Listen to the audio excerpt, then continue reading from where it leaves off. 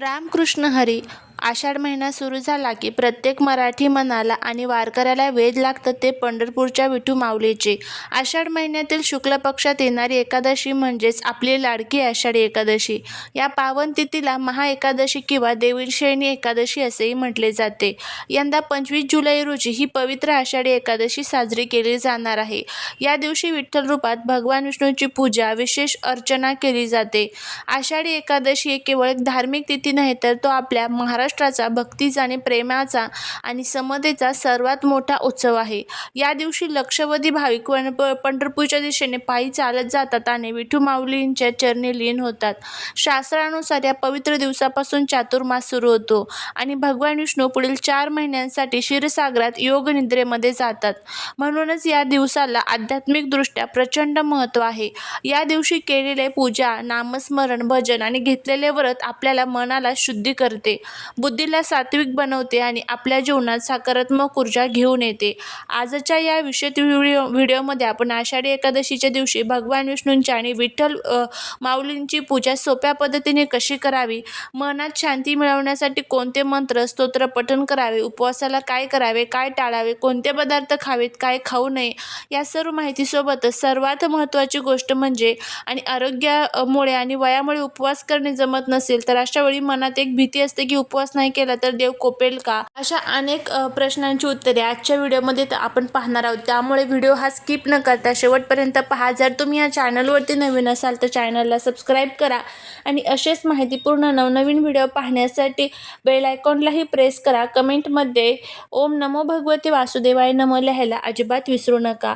देव कधीही भुकेलेला राहण्याचा आग्रह धरत नाही, तो फक्त तुमचा भाव पाहतो. त्यामुळे तुम्ही या दिवशी उपवास नाही केला तरी चालेल, पण उपवास करा किंवा नका करू. या दिवशी आपण काही मोठ्या चुका आहेत ज्या आपल्याकडनं नकळत घडल्या आणि 99% लोकांना या चुकांबद्दल माहिती नसते. या चुका नेमक्या कोणत्या आहेत ज्या आपण 7 ते 8 मिनिटाच्या या व्हिडिओमध्ये पाहणार आहोत. त्यामुळे व्हिडिओ हा स्किप न करता शेवटपर्यंत पहा. आषाढी एकादशीच्या दिवशी सकाळी शक्य तितक्या लवकर उठून स्नान करावे आणि स्वच्छ पिवळे वस्त्र परिधान करावे. घर आणि देव्हाऱ्याची स्वच्छता करून मुख्य प्रवेशद्वारावर तोरण लावावे. यामुळे घरात सकारात्मक ऊर्जेचा प्रवेश होतो आणि पूजा करताना पूजेच्या ठिकाणी एक चौरंग किंवा पाट ठेवावा. त्यावर पिवळे किंवा लाल वस्त्र अंथरावे. त्यावर भगवान विष्णूंची, बाळकृष्णाची किंवा विठ्ठल रुक्मिणीची मूर्ती अथवा प्रतिमा स्थापित करावी. देवाला शुद्ध पाण्याने आणि उपलब्ध असलेल्या पंचामृताने म्हणजेच दूध, दही, तूप, मध, साखर याने अभिषेक करावा. मऊ कापडाने मूर्ती पुसून घ्यावी. त्यानंतर देवाला पिवळे चंदन, हळद, कुंकू आणि अक्षदा वाहाव्यात. एकादशीच्या दिवशी तांदळाच्या अक्षदा न वापरता अखंड पांढरे तीळ वापरणे उत्तम मानले जाते. भगवान विष्णू आणि विठू माऊलीला तुळशीची पान अत्यंत प्रिय आहेत. म्हणूनच पूजेमध्ये तुळशीची माळ किंवा पाने आवर्जून अर्पण करावीत, कारण तुळशीशिवाय विष्णूची पूजा अपूर्ण मानली जाते. त्यानंतर पिवळी फुले, धूप आणि गाईच्या तुपाचा दिवा लावावा. देवाला ऋतूप्रमाणे मिळणारी ताजी फळे आणि पेढ्यांचा किंवा खिरीचा सात्विक नैवेद्य दाखवावा. पूजा संपन्न झाल्यानंतर किंवा पूजेच्या दरम्यान शांत चित्तेने बसून ओम नमो भगवते वासुदेवाय या मंत्राचा किमान 108 वेळा जप करावा. तसेच विठ्ठल नामस्मरणासाठी जय हरी विठ्ठल या मंत्राचा जप करावा. या दिवशी विष्णू सहस्रनाम स्तोत्र किंवा व्यंकटेश स्तोत्र याचे पठण करणे किंवा ते घरामध्ये मोबाईलवर लावणे अत्यंत कल्याणकारी मानले जाते. यामुळे घरातील नकारात्मकता नष्ट होते. अशा पद्धतीने ह्या सर्व गोष्टी आपल्याला या दिवशी करायचे आहेत. आता आपण व्हिडिओच्या सर्वात महत्त्वाच्या भागाकडे आलो आहोत, जे की सुरुवातीला म्हटले होते. जर तुमचे शरीर साथ देत नसेल, वयाची 50 ओलांडल्यामुळे किंवा औषधोपचार सुरू असल्यामुळे तुम्हाला उपवास करणं शक्य नसेल तर तुम्ही या दिवशी उपवास नाही केला तरी चालेल. देवाला तुमच्या भुकेची नाही तर तुमच्या खऱ्या भक्तीची ओढ असते. परंतु तुमचा उपवास असो वा नसो, आषाढी एकादशीच्या दिवशी काही गंभीर चुका टाळणे अत्यंत गरजेचे आहे, ज्या 99% लोकांना नकळत असतात. यातील पहिली आणि सर्वात मोठी चूक म्हणजे या दिवशी घरामध्ये भात शिजवणे किंवा तांदळाचे सेवन करणे. आषाढी एकादशीला घरात तांदूळ आणू नये आणि भात खाऊ नये. पौराणिक कथेनुसार एकादशीला तांदळात एक जीवाचा वास असतो असे मानले जाते. वैज्ञानिक दृष्टिकोनातून पाहिले तर एकादशीच्या तिथीला चंद्राचा पृथ्वीवरील पाण्याचा अंशावर तीव्र प्रभाव असतो. तांदूळ हा शरीरातील पाणी शोषून घेणारा पदार्थ आहे. या दिवशी भात खाल्ल्याने शरीरात आळस वाढतो, पचनक्रिया मंदावते आणि नामस्मरणासाठी लागणारी मानसिक एकाग्रता भंग पावते. म्हणून उपवास नसला तर या दिवशी भात खाण्याची चूक अजिबात करू नका.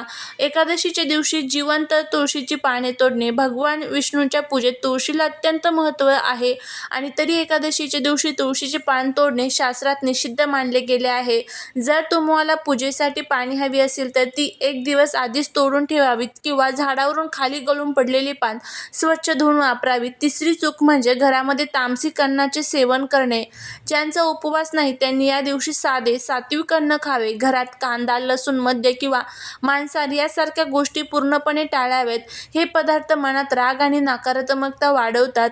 चौथी चूक म्हणजे घरातील वातावरण दूषित करणे किंवा भांडणतंटे करणे. एकादशी हा दिवस मनाला शांत ठेवून विठ्ठलाचे नामस्मरण करण्याचा आहे.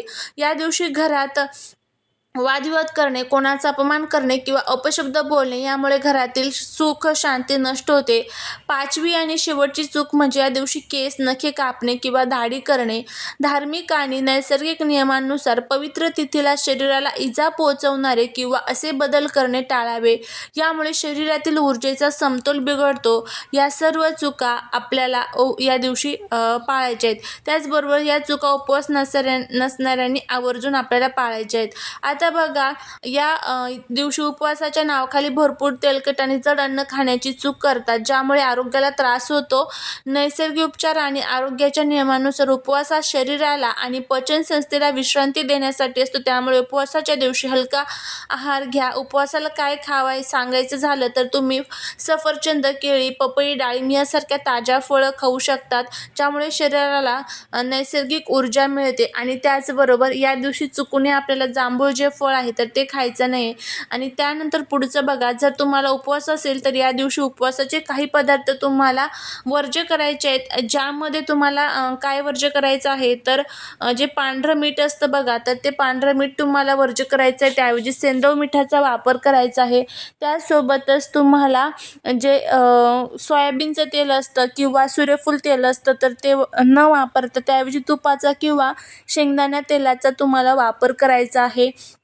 अशा पद्धतीने उपवासाचे हे जे काही पदार्थ आहेत तर ते तुम्हाला वर्ज्य करायचे आहेत. आणि जे काही नियम सांगितलेले आहेत तर त्या सर्व नियमांचं तुम्हाला पालन करायचं आहे. आता बघा, अनेक लोक उपवासाच्या दिवशी साबुदाणा वडा, बटाटा, वेपर्स, भजी किंवा जास्त प्रमाणात तळलेले शेंगदाणे खातात. हे पदार्थ पचायला अत्यंत जड असतात, ज्यामुळे पोटात पित्त वाढते, गॅस होतात आणि डोकेदुखी सुरू होते. त्यामुळे हे पदार्थसुद्धा आपल्याला या दिवशी खायचे नाही आहेत. आषाढी एकादशी हा केवळ उपवास राहण्याचे व्रत नाही तर ती एक भक्तीची आणि समर्पणाची भावना आहे. संत ज्ञानेश्वर माऊली आणि संत तुकाराम महाराजांनी आपल्याला हाच संदेश दिला आहे की विठ्ठल कुठेही मंदिराच्या गाभाऱ्यात कोंडलेला नाही, तर तो आपल्या सर्वांच्या हृदयात निसर्गात आणि प्रत्येक माणसामध्ये वास करतो. 25 जुलै रोजी येणारी आषाढी एकादशीला मनामध्ये विठ्ठलाचे रूप साठवून ठेवा. शक्य असल्यास एखाद्या गरजू किंवा गरीब व्यक्तीला अन्नदान करा किंवा कोणाला तरी मदत करा, कारण मानवाची सेवा हीच खरी ईश्वर आणि सर्वात मोठी सेवा आहे.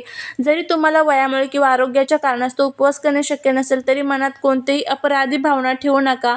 विठू माऊलींचा फक्त तुमच्या प्रेमाच्या आणि शुद्ध भावाचे भुकेला असतात. घरात आनंदाचे वातावरण ठेवा, शुद्ध नामस्मरण करा आणि तांदूळ खाणे आणि वर सांगितलेल्या चुका टाळा. नक्कीच तुम्हाला त्याचा फायदा होईल.